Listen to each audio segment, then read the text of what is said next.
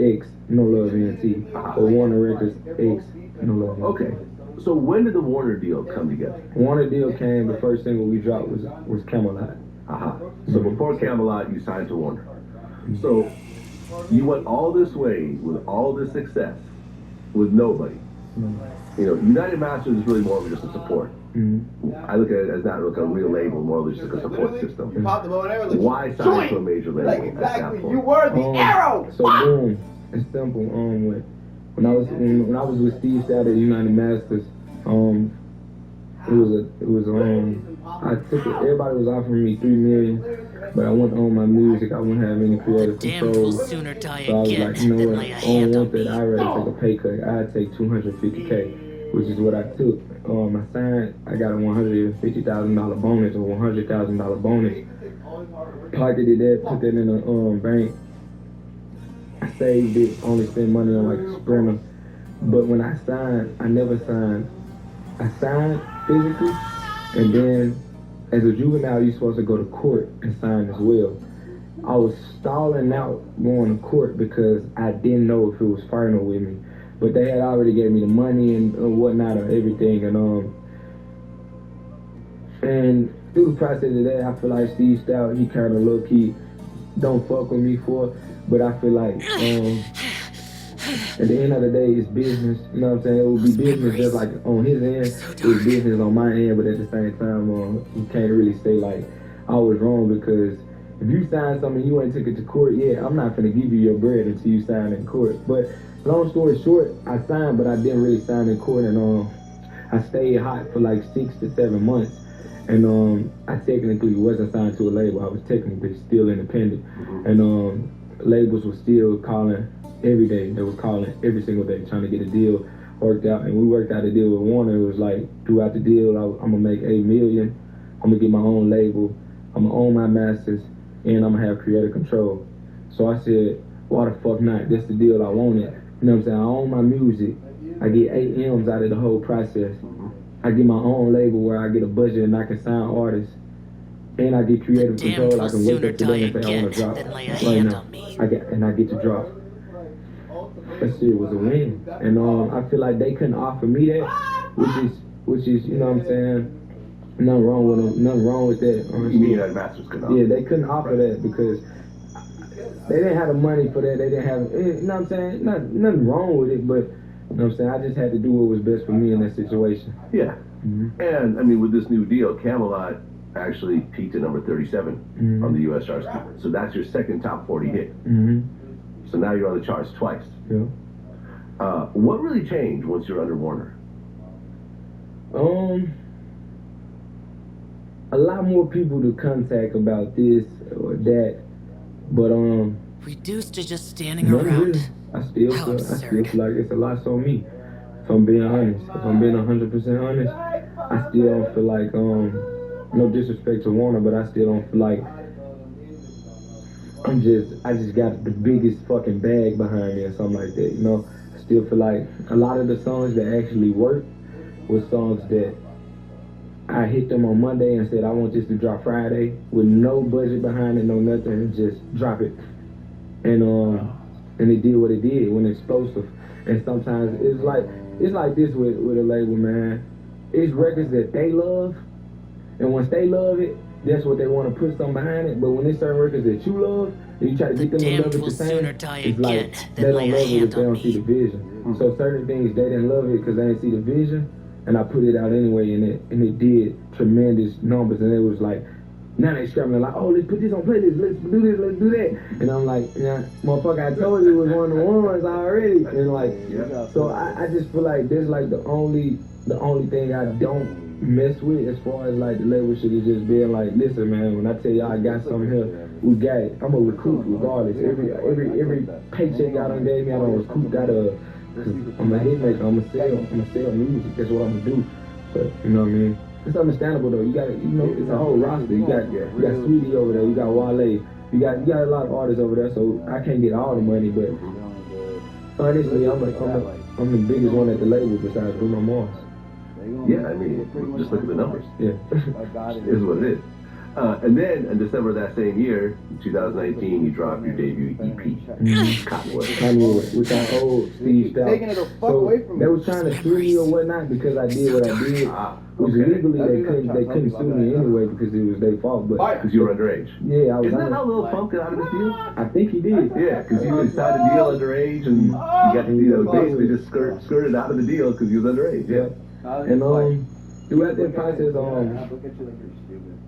I didn't have to get him a tape technically because I wasn't signed, but I said, you know what, I feel like that's the right thing to do. Let's just give him a tape. And currently that tape is gold, and put some songs on there. Put and a lot of the singles are gold on there now, and like actually get a tattoo. Yeah, that was one of the hardest time periods in my life because like my Instagram just somehow got fucking banned. It was just true. Hey, man, I got Boosie on here all the time. He's on his 84th Instagram page, I think. Like, he just launched a new one last night. He hit me. He's like, yo, tell me. Yeah. Meek Mill actually showed up on Cottonwood. Yeah. The dope collab. Shout out to Steve Stout. He made that happen. Oh, he made that happen? Mm-hmm. Okay. Like within that's one thing about me that you're gonna take away from me. It don't matter what I've been through with a person or what happened. I never not give credit. That man Steve Stout put me in some great rooms. He put me around great people. Reduced to just standing around. I got to shake LeBron hand. I saw KD. All this at 16. I'm seeing all this shit at 16. Know what I mean? So like, it's like a love-hate, but I love him more than he hate me a little bit probably, but I love him. I want to give him a hug, just like you. Well, then 2020 rolls around, and you getting ready to put out your debut album, Top Shots. And before that happens, though, you start releasing some singles. Walk 'Em Down, with Roddy Ricch, which is actually my favorite song by you. That's the song that I think I listen to the most. It's my favorite one too. There you go. Great lines. This is on camera. 390 million views on Spotify. It's crazy.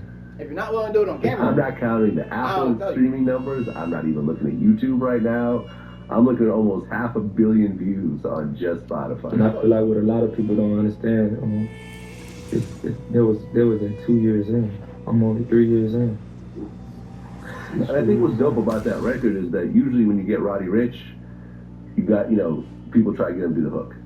But you actually did that hook yourself. Yep. And you just had Roddy just do a verse. What's crazy, I invited him to the studio, this was like 2-3 months before he released the box. That's what I told him. I was like, that nigga never go through that shit again in his life. And so like, it was like, at the time period, we was both like at least on the same level. Well, I was really bigger than him at the time because I feel like I was flaming hot. I feel like momentum what makes you bigger than a person. He had way more records than me, for sure, like gold or platinum. But at that time, I just had the momentum. Everybody was fucking with me. And he pulled up the same night. It was crazy. I recorded it right in front of him. He was telling me he didn't want to record that night. He was like, when he first came in, he was like, nah, I ain't gonna record. I like to feel niggas out and vibe with them and see if they were real niggas before I record with them. I was like, you know what, it's good. I'm the same way. I'm like shit, I ain't knocking you about that. I mean, I ain't tripping. We just sit here and talk about whatever, you know what I mean? This shit a blessing to have you in the presence anyway. So I recorded the song, and I remember I get to the second hook, and I finished the hook, Walk 'Em Down. And I'm like, damn. I'm like, I don't even want to do a second verse because I feel like I'm going to fuck it up. I feel like this song's too good, I don't want to fuck it up. So I said, shit, why not I'm going to go and ask for one more time. I looked at him, I said, bro, that's how hard she is. I ain't gonna lie to you. I don't want to fuck this song up. Like on I do feel like I can use your verse on this verse. This nigga's I've been trying to tell you about stardom. No. He looked at me and said, no. You know what? I'm just gonna fuck with him and see what I can do. And I watched this nigga record, and I was like, yo, I'm listening to him record. I've never seen a nigga record like how he recorded. I'm like, yo, this shit crazy. And he finished it, and the shit was a fucking hit. And that's was the song. I sent it to the label group chat, and I feel like that's the song they love the most out of anything. Them motherfuckers put a buku bag behind it, made it right back. You know what I mean? So like, that's what I'm talking about. Like, if they love something, they gonna love it. They gonna put it behind it. Camelot, they love it. This shit like my second most streamed song to date, I believe, behind Walk 'Em Down. So, yeah. Well, Walk 'Em Down comes out, it goes crazy. So you're really like riding high, but then right around March 15th of 2020, that's when in terms of my radar, where I started to become concerned. Because you tweeted that you're going to take your own life on the last day of 2020. No, I was dead serious. You were serious? I was dead serious. A lot of people like, oh, he playing. I was dead serious. How could you be going through that much success and happiness and being able to help your family and, you know, all these fans and really doing what you love, being good at it and getting the recognition and the rewards of it and saying, okay, in 8.5 months I'm gonna kill myself. Man, I'm gonna put it just like this, and it's as simple as it get. You can have everything you Damned want, will sooner die but if you again don't than have lay a hand on nothing, me. you're gonna crash and burn. Wow. And I had everything I wanted. I can call a bitch, she'll suck everybody dick in here right now. I can call a bitch right now, she'll suck everybody dick in here right now. I can bring some money in here, I can break bread, I can give each one of y'all $100K right now. I wouldn't be fucked up about it. I can come in here, I can get everybody a chain out of my own jewelry box. Wouldn't be fucked up about it. But if you don't love yourself, if you don't have love if you don't have care within yourself, love within yourself, respect within yourself, you're gonna allow whatever around you, and it's just gonna pull and drain the fuck out of you. You know what I'm saying? You can be good-hearted, you can still be a good person and not love yourself. I have the tendency of loving others or loving other things more than I love myself. So I do a lot for people, or I do a lot for certain circumstances, and just would never get it back. And like I was exhausted. Drugs was getting the best of me. Weed was heavy. I feel like weed was the worst drug I did because it was so accessible and it make it seem like it's the best drug to do because it's not harsh. But I was overusing it, over smoking it. It's just a lot going on, bro. And I just made it up in my mind. I'm like, man, I don't want to be here. You know what I'm saying? And I feel like once you get to the point to where you feel like you off yourself, you dangerous, man, because you don't give a fuck about nothing. If that's the case, and I knew I needed help, and I remember being at Circle Penthouse downtown LA, down on my ass, bro. I was in my lows, bro. Like it don't get no lower than that. It don't get no lower to be able to tweet some shit like that. It don't get no lower as that, bro. And to really stand on it, want to stand on it, it don't get no lower. You know what I'm saying? And I really sat down, I prayed hard as fuck, bro. And I'm like I tell this story damn near every interview I do, bro, because I'm just a living testimony of it. And I prayed, I asked God, I was crying, praying. I'm like, I don't know what it is. I got everything I want. Why do I feel this way? What is going on? What is it? Like, what can I do? I'm praying. I'm like, Heavenly Father, when I wake up, please show me something that can relieve what I got going on. Because this weed ain't working. This money ain't working. These temporary feelings for sex ain't working. None is taking away how I feel internally. I said, what is going to help me? And I promise you, the next day, the next day, right after I prayed, God came to me, and I knew it was God because he come to me, it was you. And it was just the deepest thought in my mind, and I got the chills, and I knew it wasn't my conscience, it was a fucking being. You know what I mean? And he said to me, he came to me as me. I swear to God, this is exactly what my brain said. He said, my nigga, you remember that prayer you told me before you blew up?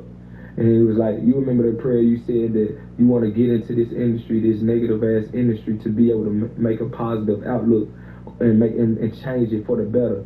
You want to get in this Reduced to just standing around. You want to get into this industry of the devil, and you want to and do all these things. And remember, you told me that you wanted to make a light out of it, and I wasn't shining that light.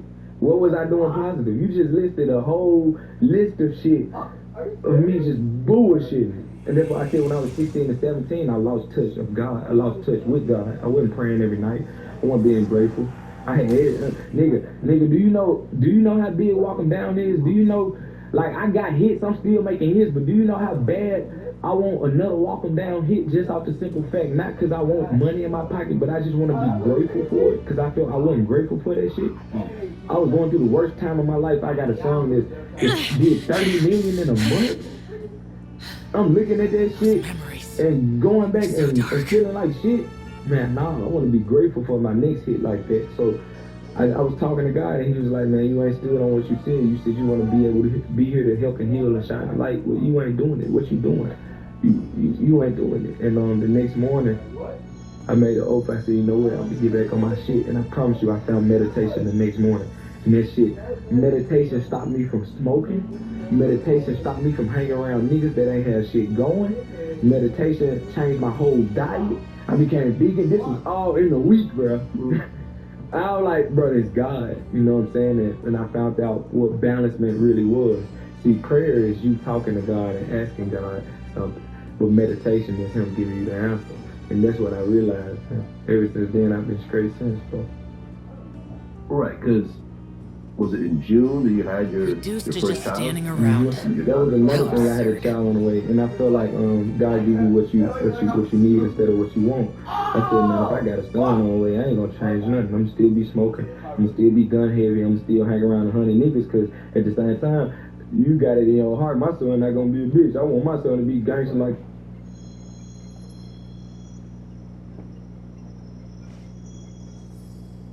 But tough like his daddy, yeah.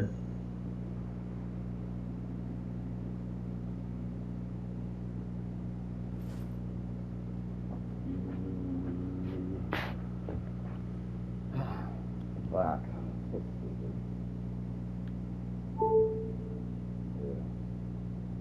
And like, he said, you got a daughter, he's like, oh shit. Like, I can't have 100 niggas around my daughter. Niggas weird. The damned will sooner die again than lay a hand on me. Around my daughter. I can't be smoking around my daughter. I don't want, you know what I'm saying? It's a lot of things you have to change when you have a little girl on the way. And that was one of them things that sparked it. And meditation just carried me all the way through it. And I remember when I got to the last day of December, I knew I wasn't gonna kill myself because I had already worked my battles out within self, and I felt great. But I was so scared to face that day because I just felt like I had spoke some shit up to where like something would have happened to my ass. Like, you know, that type energy can consume. It don't matter if it's not coming from you. Something could have just happened. You know what I'm saying? Yeah, well, didn't you apologize for actually putting it out there? Yeah. Saying, I'm sorry for saying I'm going to kill myself. I was more so sorry for myself, more so than anybody. Like, fuck what everybody else think. You know what I'm saying? During that apology, I was apologizing to everybody, but now that I look at it, the apology really was more so meant for me. You know what I'm saying? I don't never need to disrespect myself like that. You know what I mean? Well, the thing with your baby mother, there was an incident that happened at her house. Mm-hmm. You said that's how you caught your second felony. It was like, I think it was my third, I believe it was like, yeah. Okay. And it was a shooting? Now, if we being honest, we can bring a lie detector in. Me and my baby mother, we on great terms, and that case is already nipped in the bud. Worked out. Yeah, I got probation for one thing. It was like vandalism, which I told the judge. I said, Your Honor, I did this. I did. I kicked the garage in. Yes, I did. But the shit when they said I shot up a house while my daughter was in there. Just standing around. It's false. How absurd. Because that's what I was concerned about. Man, That never happened. It never happened. Okay. That's on my heartbeat. That's on my little girl heartbeat. That never happened. I never. Right. Matter of fact, in the police report, there was no shell cases found on the scene. There was no bullet holes in the house, and I still got charged with it. I also got charged with assault. In the affidavit, it said I assaulted her with closed fists. And they picked me up. You couldn't see a mark on my hand from punching a motherfucker, and also you couldn't see a mark on someone's face. Nobody's face. If I punch you with a closed fist, my knuckles bony as hell. You gonna be fucked up somewhere. And it was non-apparent. And also I had got a burglary charge, but someone opened the door for me and let me in. So those three things got tossed out. There was no evidence, and they just charged me with vandalism, which I told them, I'm like, yo, I take this. I did that. That's the only thing I did do. And I got probation for like 6 months, and that shit went by quick. Okay, thank God. Yeah, and I finally got. I couldn't see my daughter. You know what I'm saying? Matter of fact, the judge said that I could see my daughter, but I just couldn't be in the same vicinity of my baby mother. But still, I didn't see my daughter for a whole year. I only saw my daughter for the first week she was born. The damned will sooner die again than lay a hand on me. Year. on her birthday. So you missed out all that whole year, the first steps, the first words. Missed out. You didn't get to change your diapers. Missed out, not one. It's all fucked up. I changed it one time and I forgot. When I got with her, I didn't even remember how to change one. Right. Like, it was the hardest part, one of the hardest parts of my life. But within the process, so you know what? God don't do things to me. He do it for me. So within the process, I was just working on myself. Every day I was becoming a better version of me, accepting my wrongs as well. Always knowing that I'm not an angel. I know I did wrongs too, and just accepting it and being a human being and just learning from your mistakes and moving accordingly. You know. Well, I'm with her a lot. You know what I'm saying? She's my favorite person. I can be more than grateful. Every second with her is plus. That's what's up. Well, you kept dropping music. Shadow Flow 5 came out. Narrow Road came out with Little Baby. I told everybody at the video shoot, I'm like, he passing me the torch this shoot. I'm like, he passed me the torch because that's when he was coming off My Turn. He had the biggest, I think that's his biggest album to date. Yeah. It feel like everything always went in synchronicity. Like, I always complained about features I didn't get. I used to tell my label, I was like, man, y'all ain't helping me with this feature or this feature, but a lot of shit are the features that came naturally. Like Roddy Ricch, 2 months later he released The Box. He was the biggest motherfucker in the world, and he kept his word and shot the video with me and released that. Then Narrow Road, I was chasing man, you can ask Lil Baby, I was chasing that nigga 2 years straight to get that shit shot. That nigga, that's a busy nigga, man. Lil Baby, man, he was busy as hell, so it was hard to get him. And the audio did 12 million in a month. And I followed back up with the video like a month or 3 later. And yeah, that did 30 million on the video. Did help. Reduced to just standing around. That was the top shot How album absurd. that released. Beautiful. It's gold to this day. Your biggest album Mm-hmm. at this point. Almost probably. You got on the XXL freshman list in Freshman 2020. And then around that time, that's when you did the whole Awaken Choppa YouTube channel about a healthy lifestyle. Yeah, right here, he do it. He runs it. That's who does it? Yeah. Okay. You know, and you, along with that, you're saying doctors only meant to keep people sick. I think you were mad at people for eating Travis Scott hamburgers at McDonald's. Shout out Travis Scott. I was mad. And then on November 1st, you put out, you didn't put out, but you announced Dark to Light. From Dark to Light, my birthday. There you go. And that's when there's a whole like kind of Zen kind of album cover, kind of like a Japanese anime kind of thing that goes on. And I thought, like I got to listen to the whole album. It's got some standout songs. Moonlight, Sean, I thought was real dope. That did 30 million on Spotify. Picture Me Graven, I thought was dope. So I went to go this album comes out, and when you look at it now, all the songs are over 1 million views, 30 million here, 10 million there, and so forth. But when it came out, it only sold 4,000 copies. Yeah. And people were that was clowning. That was clowning, and I felt it made me feel quite bad, but the label was telling me, that was like, my nigga, you want to release it on your birthday, right? And I'm like, yeah, I want to release it on my birthday. This is what I want to do. And I always been the type of person, like, you ain't going to tell me what I'm about to do. If this is where I wanted to come out, this one I wanted to come out. That's why I got the deal for me to be, but they just was looking out for me that like, well, if you release it on this day, you're going to lose 4 days of streaming. I didn't release it on a Friday. I released it like on a Wednesday or something. So like I had lost a lot of days of streaming. So how it works is, if I release it on a Tuesday or Wednesday, Thursday, Friday, I only have 4 days of streaming. 3 or 4, it was one of them. I gotta look at the dates, but I didn't have that much time for streaming. And even if I had the full week, I still feel like it probably would have sold like 15K, 16K, which still would have been not good. You know what I mean? Yeah, on the lower end for an artist of your caliber. But at the same time, it's understandable. Now I look back on it, it's Reduced extremely to just understandable. standing around. During the time period, I How felt absurd. bad because I was like, okay, they don't get it. But certain things aren't meant for them to get until later on. And it's catching on now. You know what I'm saying? We're moving in a time period where people want to hear a lot of conscious things. A lot of people want to hear enlightened type things. And I just feel like I was like one of the first to do it. And when they look back on it, people would be like, I didn't understand when you dropped it, but now I understand it. And now I feel like this is one of his best works as well. You know? Yeah, no, I thought it was mature. I thought you could tell the difference between the first album and this one. And when you look at this one, every song is over 1 million streams. And then, you know, Moonlight is at like 26 million, Picture Me Grape is at 30, Bryson is at 14, 100 Grapes is at 4.5, and so forth. You did the whole Tupac thing on Picture Me Grape. I mean, you sampled one of his songs, and then you recreated Hit 'Em Up. Yeah, I was in my parents' life. The whole spitting, you know, when he was wearing the red hockey jersey. And you know, and you know me, I'm a huge Tupac fan. I mean, I like to credit myself for actually solving Tupac's murder. You know, I interviewed Keefe D. I don't know if you ever saw it. Yeah, I saw it. But the guy that was in the car. So, you know, me and Edie from the Outlaws are real good friends. So watching that, I was like, okay, like, yeah. I tell everybody it was me in my past life, you know. You thought you were Tupac in your past life? Past life, man. I'm uncomfortable in elevators. I feel like whatever you. Hey Mom, sorry for the late message. It's been absolutely crazy here.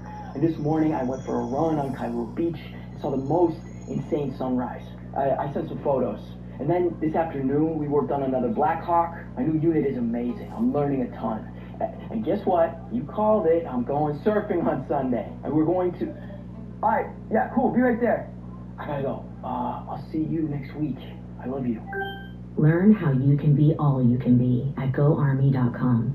Really scared of, or not to a sense of scared, or like scared or a sense to where you don't want to go out. That's how you went out before your life, before the life you win. I don't want to be killed in a shooting.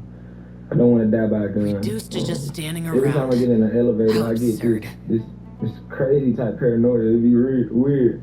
I'm misunderstood. I stand out. A lot of people don't understand me. They don't get it. You know what I'm saying? I speak about controversial things all the time in my own way. You know what I'm saying? But I feel like a lot of similarities line up. Also, I know in my life before that, I died in a plane crash. It's crazy. A lot of people might think I'm crazy, but like, bro, I know my whole, like, I know myself, man. And I always get this insane, uncomfortable type feeling on planes. Like, I love flying, but I fly a lot to where, like, I'm like, you know, I get uncomfortable on planes, and I never understood it until I watched somebody, they did like a reading, this girl did a reading on my past lives. I'm a recycled soul. Yeah. I went to New Orleans, and I met with, what do you call the woman who, not a witch doctor, but in New Orleans it's called something. Voodoo visit? Yeah, it was a voodoo So dark. goddess of New Orleans. And she told me about my past lives. Yeah, she'll tell you. And you know, listen, at the end of the day, who's to say she's not right? I'm gonna tell you what makes you reincarnate to come back. You got a job and a purpose, and once you don't fulfill it, you gotta come back here. I just feel like, honestly, I feel like Earth is hell, so there's no such thing as a hell state or whatnot. I do believe it's a heaven state, but I feel like this is hell. But it's like the trial and the tribulation here to see do you get to that next step in the afterlife. And I feel like I'm just a recycled soul that came up short sometimes with trying to help and heal, because I felt I probably got a little weak to do it. But I know for a fact, standing around. this life I'm gonna fulfill the purpose that I gotta come here and do. I actually looked up the Voodoo Queen. Yeah, okay, that's a name. She's actually a white lady. For real? Who was trained in Haiti. For real? Yeah, it's kind of crazy. But listen, man, at the end of the day, yeah, you go down to New Orleans. 2021. You got arrested for burglary, drugs, and weapon charges. Yeah. Is that the baby mama thing, or is this something No, different? that's another charge. Okay. Can you talk about that? That case open, so it's Okay, still so open. let's just not talk about it. Yeah. If it's open, we're not going to talk about it. But you put out a first day out freestyle.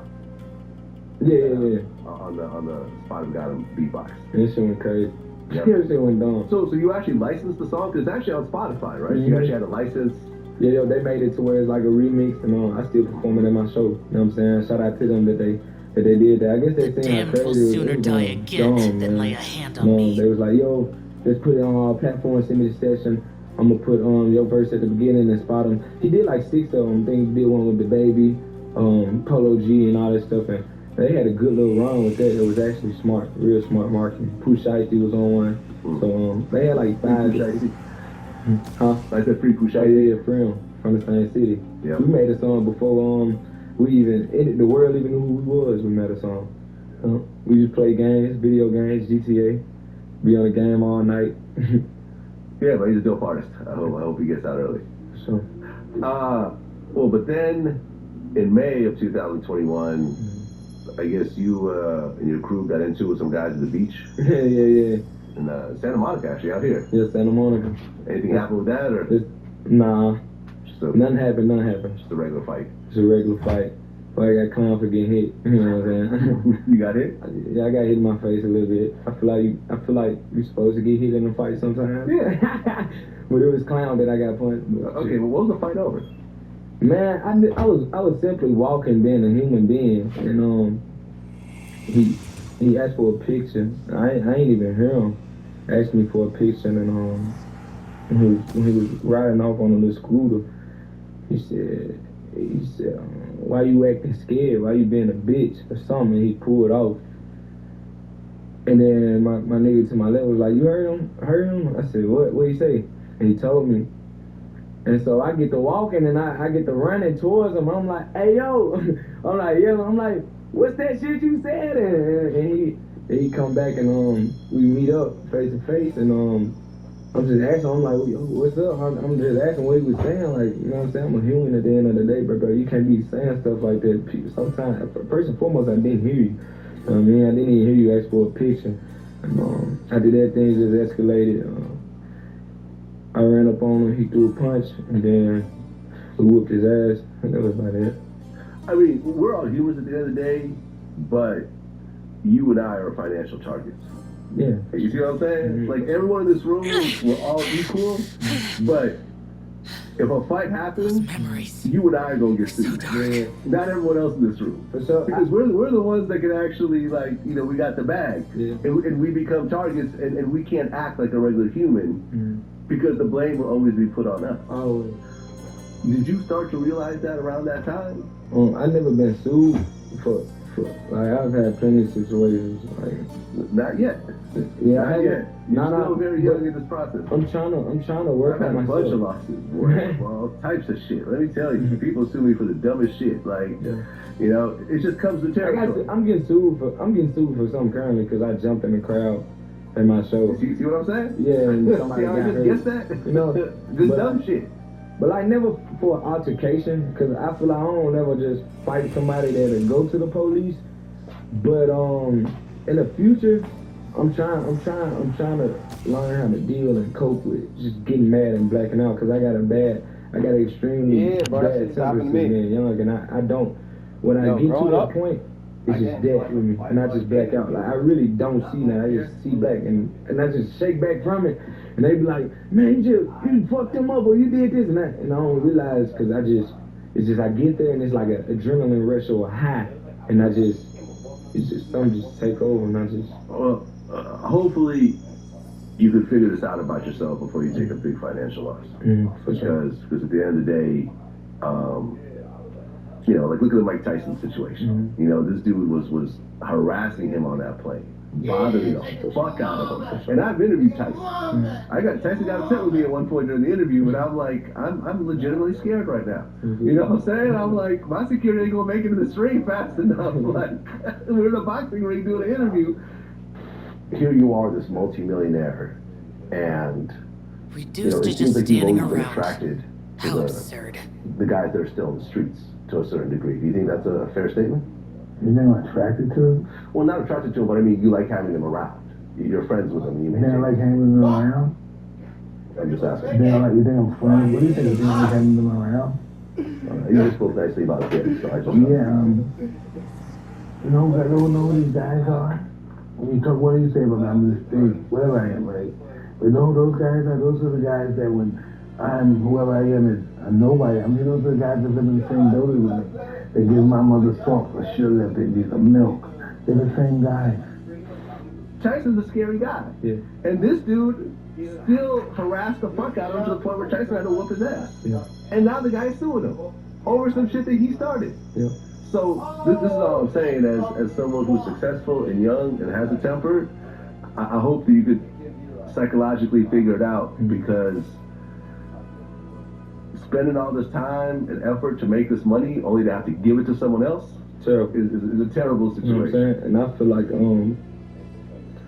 feel like I worked on a lot within myself, and that's like one of them things that I always felt. I don't know where it come from, but just me acting in that sense of.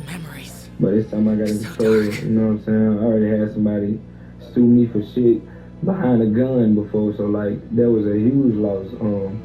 Motherfuckers sued me for they didn't sue, they was trying to sue me, and I was like, look, bro, I just throw you some bread. But well, that's what happens 90% of the time. You just settle. To just make it go away. But it still hurts. It still hurts. It still hurts. The shit was a lot. Yeah, exactly. 2022. NBA YoungBoy drops an O-Block disc. Academics did a post and said NBA YoungBoy's rapping on Demon Time. Lil Reese said, he goes on Twitter and said, that ain't no Demon Time, you just rap like the rest of these rappers all rap. And then you responded and said, I stamped that. The damned will sooner So die people are again taking that than lay a as hand on me. a shot at YoungBoy. I mean, it wasn't even a shot at him, in a sense. It was just a simple thing of like, I fuck with Vaughn, you know what I mean? It was like my brother. You know what I'm saying? It wasn't even a music relationships. We got a song that's out. You know what I'm saying? I got songs still I haven't released yet with him. It was always a brotherhood with him though. Like, out of everybody in the industry, him and Polo was like the two most genuine ones I felt to me. I used to stay at his house when he was on house arrest. A lot of things, like, you know what I mean? Just always fucked with Vaughn. I always fucked with his nephew, whenever his kids or whatever, like FaceTime call, whatever, I was always there for Vaughn. So like, I just feel like it's hard. I just hate when people don't be here to defend their name. And I was telling academics the same thing. Like, you know what I'm saying? That was about it to it. It wasn't even just this to him, but like, shit, it's just like, I'm just protecting bro name. Yeah, that whole situation's a mess, man. I mean, to be honest. And honestly, like, I never met Vaughn myself. We had an interview scheduled, which never happened, unfortunately. Good dude, kind-hearted, good-hearted, like, you know what I'm saying? What the internet portray of him, like, he's just savage 24/7. He can get on there and dance on, but who he is as a person 24/7, mellow and a loving dude, genuine, like one of the most genuine niggas I ever came by, you know what I mean? Make sure you straight, you know what I mean? Every situation, so like, yeah. Well, how did you feel? You know, because you and Fondo Rondo had gotten into it previously, and then this situation happened, and it's all on tape. So we know what happened in that. When you saw that, look, I mean, people get into fights, people throw bottles, whatever. Reduced to just standing around. People walk away and talk shit and go on with their lives. But when someone dies, you can't apologize for that. You can't bring that back. But when you saw how these things have escalated, and you being close to Vaughn and seeing that whole situation unfold on the internet, how bad did it hit you? It hit me hard, man. I remember I was cooking, you know what I mean? I was cooking breakfast, I was making breakfast for me. And my brother just walked in. He had walked in my house. And he said it, he didn't say it in an exciting way, but he said it in a way of like, I thought you already know this, but he was like, you know King Wayne died? I said, what, bro? He said, you know he died? They said he died last night, he got shot or something like that. And it's in the middle of me cooking, bro. I look at my phone and I see this shit. And I used to wake up and not touch my phone for like 2 hours or 3 hours just to keep a type of peace and start my day right.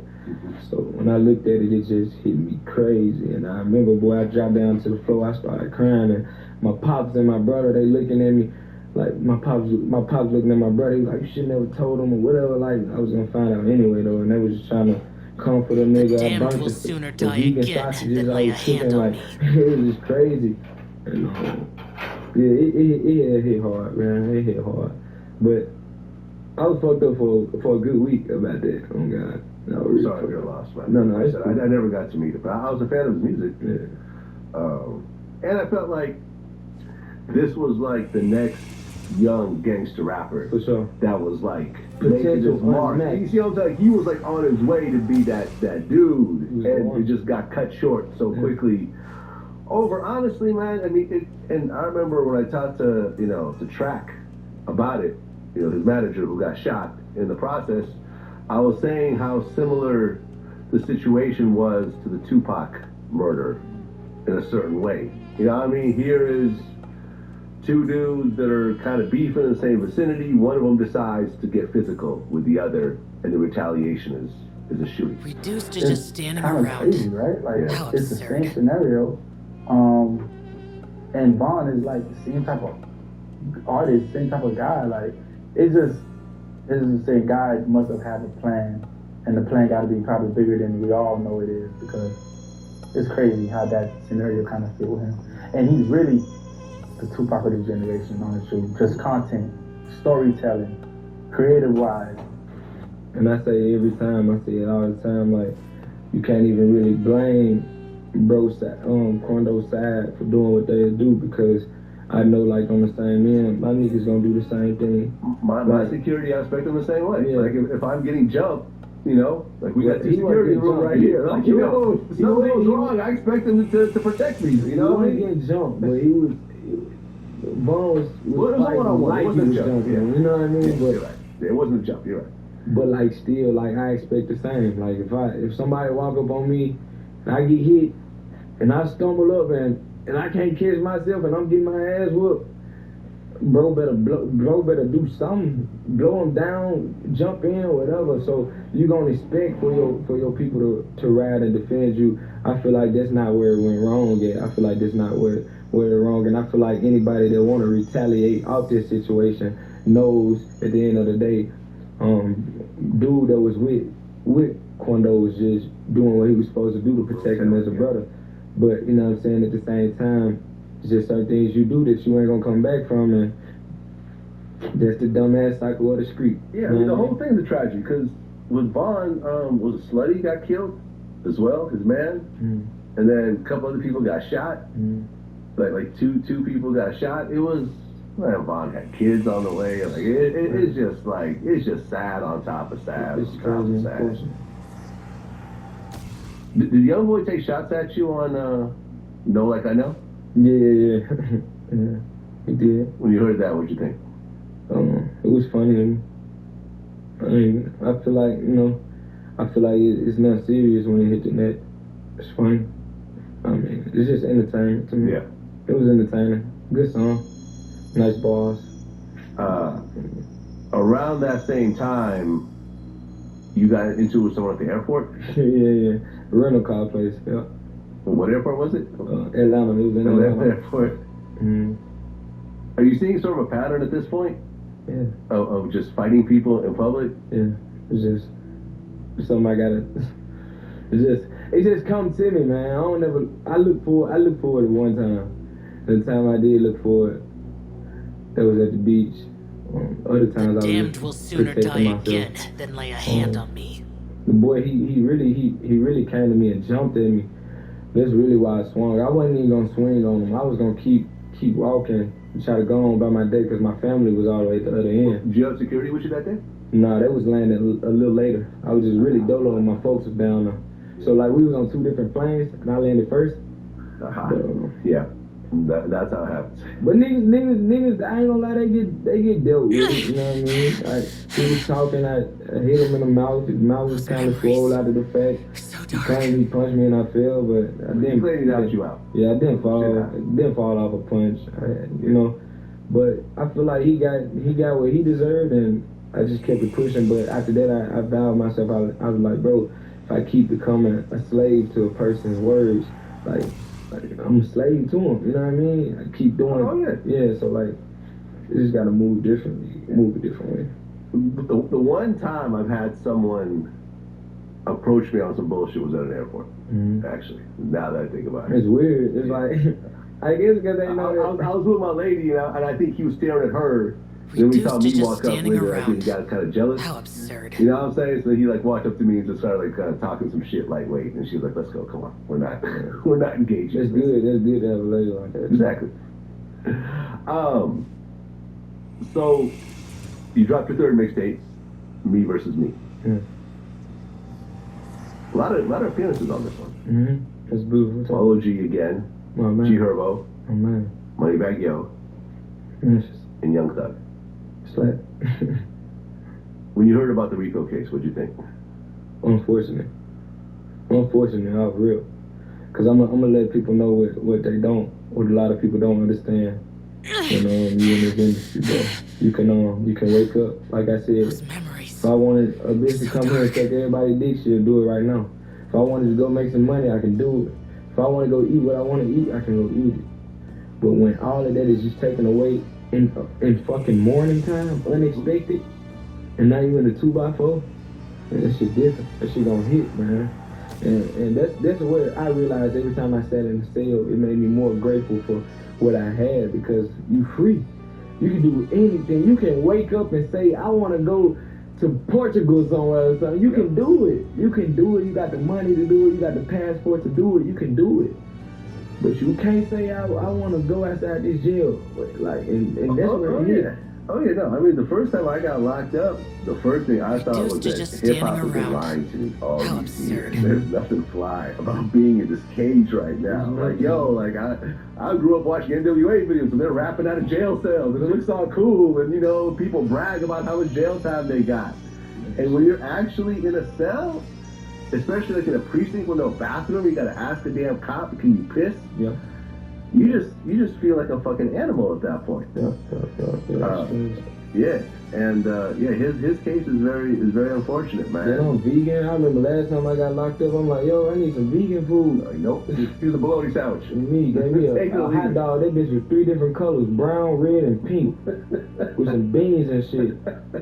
I'm like, man, it's some bullshit. Yeah, but yeah, like, you know, nobody want to live like that, man. And I feel for him and his whole, you know what I'm saying? His whole, everybody with him that's a part of it, you know what I mean? But I just feel for it. It's unfortunate. I mean, does it make you feel like when you write lyrics now, do you feel like, you know, let me think over what I write down and put out? Because I read the 88-page indictment. Like Young Thug's lyrics and The other damned White will members' sooner lyrics, die again all than over lay a that fucking hand on indictment. me. All over it. You know, like, some of the shit is probably gonna get thrown out. Some of the shit might not get thrown out. You know, Boosie, when he was doing his murder case, his murder trial, for a day and a half they played his lyrics to the jury. He had been saying this. They took every lyric I had with my co-defendant name and played it. Every lyric I talk about killing in, they played it. Well, every murder lyric, really, they played it. And it was so crazy because they was trying to explain the lyrics, and some of their lyrics was wrong. They didn't even know what I was saying, but they was trying to say stuff, you know what I'm saying? But, you know, they gonna use it against you in court, you know. Anything you do on social media, they gonna use it against you in court. That's their tool. That's their tool to work with. You know, people talk about, oh, you know, flags the feds, you know, don't do interviews, but they'll take your music all the time. Yeah. They'll take your fucking music. You don't have to ever do an interview in life. And on top of that, what you saying, that when I write music, it's never to the point where I'm like cautious on certain things I say, because I know if I speak on a shooting or something, it's already been settled between the families and me. The damned will sooner die again than lay a hand on me. This incident, I know it's been settled between me and the court of law. And this just straight facts off my life. I done did stuff behind the gun, motherfucker. I had to come to an agreement, throw a motherfucker some bread, just so a motherfucker don't do this. And I've already signed something to the point to where it's like, you can't come back and arrest me for it. So I can speak on it or whatever. I'm not gonna do it, but like I can say whatever, or with the court of law, this I can do this. But at the end of the day, me as a now who I am now, I'm not an active member I'm not active with nothing I do.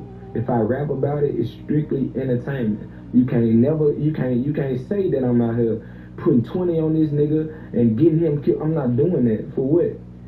We ain't for what? I'm trying to get up there with Drake and MJ, Mike Jackson. I'm trying to get on that level, man. Ain't nobody got time for that bullshit. Because a nigga diss me, I want to go kill him or do it. Man, no, bro. And I feel like that's where shit get fucked up. And everybody want to smoke on him, do this, do that. Nigga, it's people dead that I never mentioned. Like I don't understand. I don't understand it. It's certain things I never speak on, and I just don't understand how it get brought about in music. But at the same time, man, some people don't think how I think, and it's funny. Everybody was laughing and clowning Chop because I somewhat was Zen or spiritual, or I got healthy, I eat right. But what I don't tell them is what the shit I was doing before then, and how I had task force watching my house, police watching my fucking houses, police watching the house I'd be at over there in Fraser, or the police watching that, or also the niggas around that'll be snitching on you, that got niggas fighting for their life as we speak and all that shit. You know what I'm saying? They don't know that side of it, because at the end of the day, I'm not gonna speak none of it in my raps. And but you can clown it. You can say, oh, he meditate, he's spiritual, he do this. Well, probably this is what motherfuckers need to do. You know what I'm saying? I just got balance within my life, and I feel like a lot of people should take heed. I used to have dreams of like the fears coming to get me. I used to have real dreams to it, and like I stepped away from all of that energy and all that anxiety. And I feel like I did it at the right time, because if you look now, there's over 30 rappers locked up right now. So dark. Over 30. Well, what's actually worse than the 30 rappers that are locked up are all the rappers that have lost their lives. A lot of which I've interviewed. Or even shot. It goes from being shot, it goes to being shot and killed, and it goes to being in jail. Yeah. It's the cycle, bro. Nobody want to be a part of that, man. And niggas are clown me for being the smart one.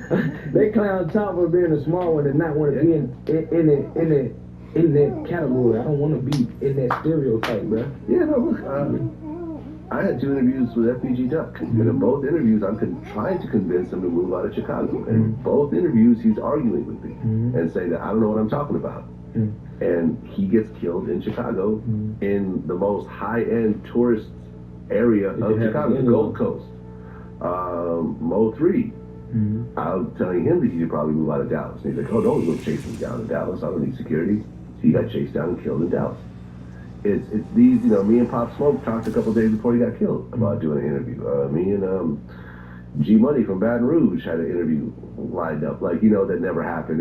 It's the cycle of these young, you know, black men with all this potential getting caught up in some emotional bullshit. Reduced You know to just standing around. And Energy and motion. and so a lot of times it's other people's emotions. You know, it's over a girl. It's over being hypnotized with hatred all the time. Yeah, most times it's over a girl. 99.9% of the time. Yeah, I heard the most evening was over a girl. You know, the jealousy over money, the bragging, the all that, and it's heartbreaking, man. It's sad when I hear this shit. And I'm gonna tell you why. It's like the cycle don't end, because God give you this blessing to change. What the fuck, man? If I'm in the hood, and I'm hitting licks, I'm doing drills every day. You know what I'm saying? I'm doing all this and that, and I get the opportunity to change my life and change my family around me. Like, why would I keep holding on to that vendetta just to hold on to a persona of, yeah, I'm a killer, I'm this, I'm that? I find it stupid. You get in this position to grow. People get in this position and stay the same. Why is you still doing the same? People don't understand. You probably not in the car shooting somebody. You probably not in the car robbing somebody, but you still got people doing it off the strength of you, or you paying somebody. It's still the same thing. That karma gonna come back the same way. Or just the affiliation. Like, you look at Casanova 2 times. And that shit was horrible, because I'd interviewed him, you know, some years before then. He just got caught up because his friends was, to just standing around. untouchable, you know, guerrilla it Gorilla Stone, I think, Nation. And it's like, you see what happens with these RICO cases. You know, what he did one little interview with Nick Cannon where he goes, "Oh, I'm still 8. You know, but I don't do none of that shit, but I'm still 8. Your Honor, he says he's still a gang member. Now he's part of a RICO, and now he's forced to take a plea deal, and now we're waiting, you know, to sentencing. It's fucked up, and it's sad, and you don't do all this shit. Like you're making legit money now. You pay taxes. You know what I'm saying? Like, worst thing that'll happen is you might get audited. You know, that's the worst. You're not gonna go to jail for the money you're making. You're not gonna. People aren't gonna be retaliating against you or whatever else. But yeah, but people want to have that 1 foot in, 1 foot out. You know, Boosie said you can't be a gangster and a rapper at the same time. He's like, he's tried it and he ended up on death row. And he was lucky enough to beat it because he had the money to beat it. You gotta understand balance, man. Rap was always entertainment. It's entertainment. That's what it is. It's entertainment. You only use that platform to entertain and go home about your business and handle what's at home. There's two sides of life. Motherfuckers think it's entertainment, The and then damned they will keep it in sooner their die real life again too. than lay a You know hand what I'm on saying? You me. can't do that. You gotta have that balance to where you know what you're rapping about. You're rapping about this. You can rap about. I can rap about anything I want to because I've done it, did it, or will do. But I'm not rapping about nothing that I'm still doing at the moment. You know what I mean? It's just not right. You know what I'm saying? It's not even smart, man. I got a daughter, bro. I got a daughter, and I'm trying to have a son. You know what I'm saying? I got my mama, got my brother. You know what I'm saying? I got a sister. I got my pops. Bro, I got real responsibilities, bro. I got my grandma, my grandpa. Them folks would be heartbroken if something happened to me, man. And I feel like people be too selfish to realize that niggas gotta Reduced to just realize that standing and around. wake the fuck up. Like, I How really got absurd. responsibilities. And, you know what I'm saying? And more so than that, we got the whole world looking at us in the process. Yeah. We got little kids, bro. These niggas, my fans literally start at 3 years old, bro. Yeah, man, I got all types of interesting death threats from Memphis fans. Like, you were going at it. I was like, all right. It's not like I was taking them seriously because, you know, at the end of the day, I don't even live in Memphis. But it's like, it's interesting how people will, like, really potentially even throw their freedom out the window. You know, over, you know, like for example, like, you know, if I wanted to take one of these death threats and report it to the police, that person might end up in jail. For sure will. The damned I'm not will doing sooner that. die It's a crime. again It's a than lay a crime. hand It's a on me. terrorist threat. Yeah.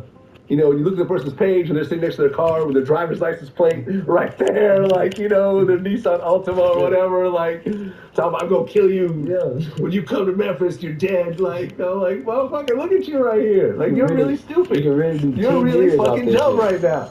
Like, you lucky I'm not this type of person, and I don't want to see a young man end up fucking his life up over some emotional dumb shit. But people are really dumb like that. That's why, man, at the same time, you hear my music, I won't say all of my music reflects on who I am as a person as of right now. You might still hear some shoot 'em up, bang, bang. But I do like to give the option of when you see me as a person, you see what I talk about and what I stand for. So you can love my music, but I want people to love me for who I am more as a person. The same thing with Pop. Love his music. Can go every song relate to it. Dear mama, love my mama to death. So many tears, I've cried many times. You know what I'm saying? But at the end of the day, man, who he was as a person, that's who I resonate with. I didn't bump Pop music until I fucked with him as a person. You know what I'm saying? Because it just felt like it was me. So. Well, you mentioned kids. Your girlfriend, Marissa, had a miscarriage. You're supposed to have a son. Yeah, he was supposed to come June 10th. He's supposed to be a Gemini. Did it hurt you when it happened? It hurt me hard. It hurt me real hard. You know what I'm saying? But like I said, like I can't. Now that I know what life is, I can't dwell. I've never been in a space too long. I cried a day, and the next day I'm like, all right, we gotta keep pushing, find a way to find something else. You know what I'm saying? Do something different. Find how we can improve it next go around. You know what I'm saying? Is this the girl that you're with right now? Currently. Okay. Is this the one you went on Instagram and said that the first day I met you? Yeah. I did. Oh, fact. Hey, let me clear that up to the people, man. Go ahead, My nigga. Tell everyone what you said. I said, Reduced to just I said, standing nutted in around. you on the first How time that I absurd. met you. So what happened was I was celibate for 2 months. I was celibate. So I didn't want to see her in person because I knew I was gonna fuck. That was just a nut that just No, man. filled up the whole bathtub. See, look, I was celibate 2 months, and I used to have her on FaceTime. We was on FaceTime 2 months, so I used to always tell her, I used to be like, I can't see you right now, I'm celibate.